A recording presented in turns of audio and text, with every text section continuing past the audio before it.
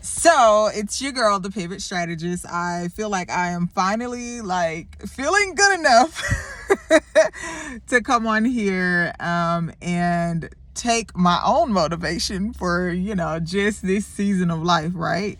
I had actually been going through something for a while now, and which is why I haven't been on YouTube. But what I will say is that the motivation that, I have put on YouTube has really helped me. And also just like family, has really helped me, just stay motivated. And so, which actually brings me to my topic now. I was doing a little bit of reflection over the weekend. One of my kids' birthdays was last week, and it really caused me to do some reflection. And so one of the things that I kind of realized was that when we were at the table, at a dinner, where we had just family, friends, just the people that are closest to us, right? When I'm sitting at the table, I was reflecting on this idea that because you know how we always talk about this, okay, God is gonna prepare us a table and in front of our enemies, and we're gonna, God is gonna blow our minds, right? And so which is cool, right? But what happens when that table doesn't look like what you planned your table to look like? Ouch. That kind of hurts a little bit, because I think that we plan out our lives, we plan out, who our circle is, and we plan out those things. But what happens when those people start to get removed? Those certain things that you thought you would be doing now, you're no longer doing anymore. What happens then? Do we lose our identity? Or do we accept the fact that the table is not directly planned by us, right? It's planned for us, but it's not planned by us. And so I had to reflect. And it's crazy because we were sitting at a table and I was looking around and I'm like, there are some people at this table right this second that I didn't think would actually even be here. I don't think that I saw it, right? So which is the reason why, here's the reason why God doesn't show us our future before it begins, right? Is because if God were to say, hey, Olivia, 6 months from now, you're really gonna be dealing with something that is gonna be very traumatic. But at the end of that traumatic event, this is what you will begin to experience and see, the beauty of that pain for the 6 months, right? And so, would I sign up for that? Who's about to sign up for the painful stuff? Who? I don't know anybody who's going to just sign up. Yeah, you know what? I'll take that traumatic event for 500, Lord. No,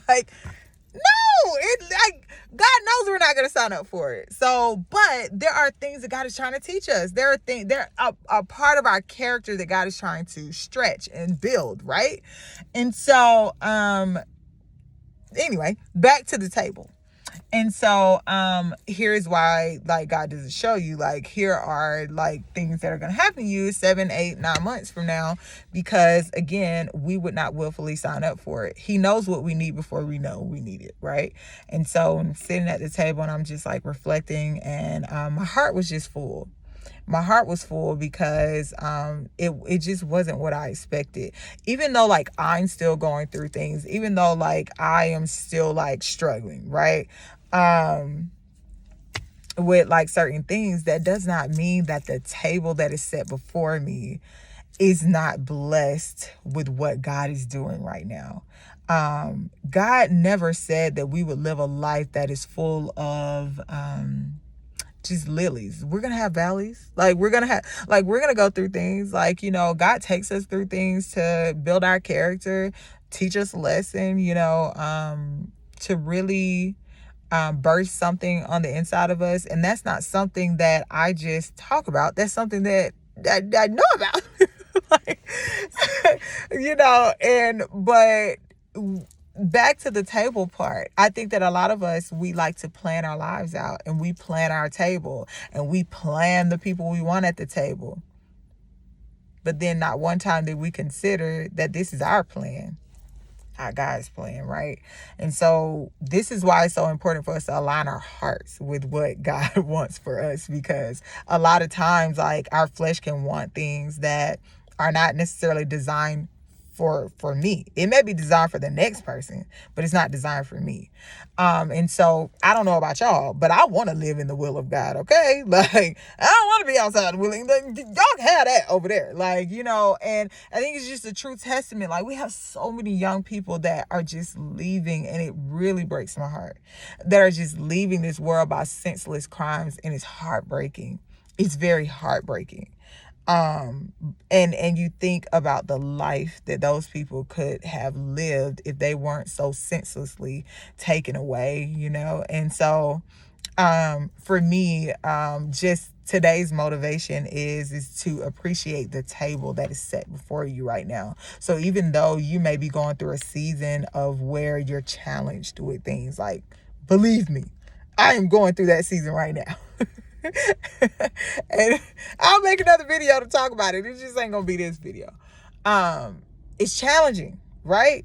But that does not mean that this is not the table that God has before you to build something inside of you. So I think, we often think about the hard times as, well, why me? Why do I have to go through this? Well, why not you? Like, why not you? Like, when we read our Bibles, we hear about the stories of Paul, Job. Like, we hear about these things. So why would we think that we're exempt? Like, and this is also for myself too. Like, but think about the table, right? And be thankful for the table. Like, the table may not look like what you may have wanted at this very second, but be rest assured that I just really feel like God is really doing some things, even in our toughest season. Like, he is doing some things. And 3, 6, 9, a year, 12 months, a year from now, we are going to be telling our stories. I really feel like I want to start turning my YouTube channel into a space where we tell our stories, where we can just be vulnerable. And I think that today was like one of those things where I'm like, you know what? Yes, my table was not what I envisioned. It's crazy because a year or two ago, I just felt like I had my life planned out. Like, I had my, friends, and, of course, got my family, and, it was teaching, and I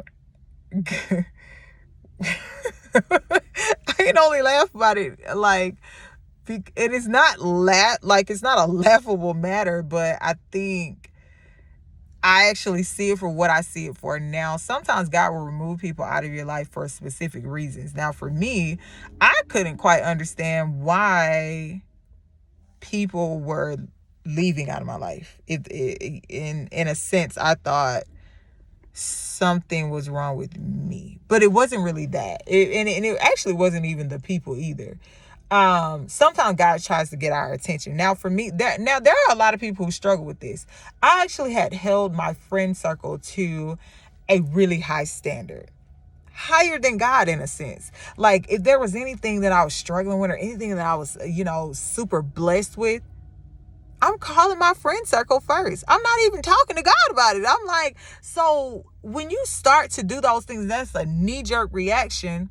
You have to look at, are you putting these people, and it could be anybody, it can be a boyfriend, it can be a girlfriend, it can be a kid, nobody takes the place of God. Like, and I think that for me, God had to get me alone for me to see that. Like, because I didn't see it, because for me, I'm a type of person, I love really hard. I'm very loyal. I love really, like, there are, like, I have this running joke where I'm like, strangers will see me and they're like telling me their life story, and I'm like, why they telling me that?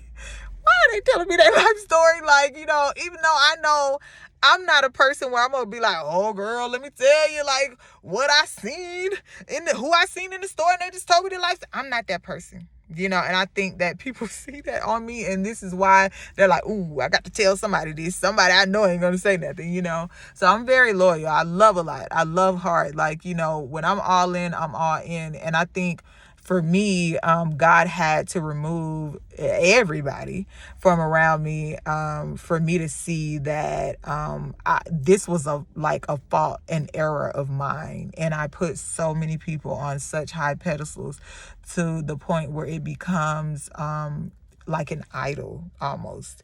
And I'm not saying obsessive, like it's not that. It's a, you know how you really love your friends, your sisters, your brother, you know, you really love them, but nothing should take the place of God, right? So anything that takes the place of God is considered an idol.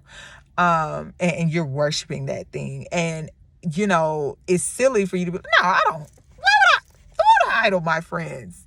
Why would I idol this money? That's crazy.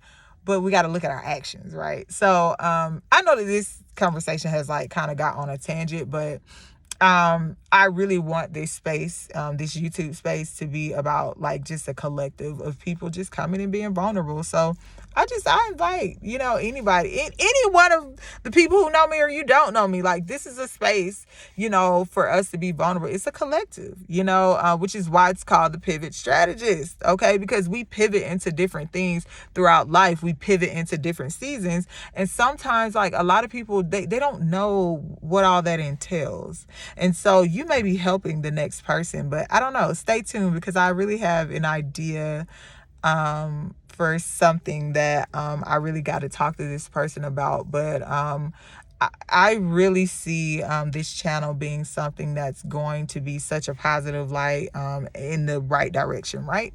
And so your girl, the Pivot Strategist, she's out. Look, she got her hat, her hair together. So I said, oh, it's a good day to go ahead and do my YouTube video. All right. Love y'all to pieces. Your girl is out. The Pivot Strategist. Make sure you like, comment, share, and subscribe. Deuce.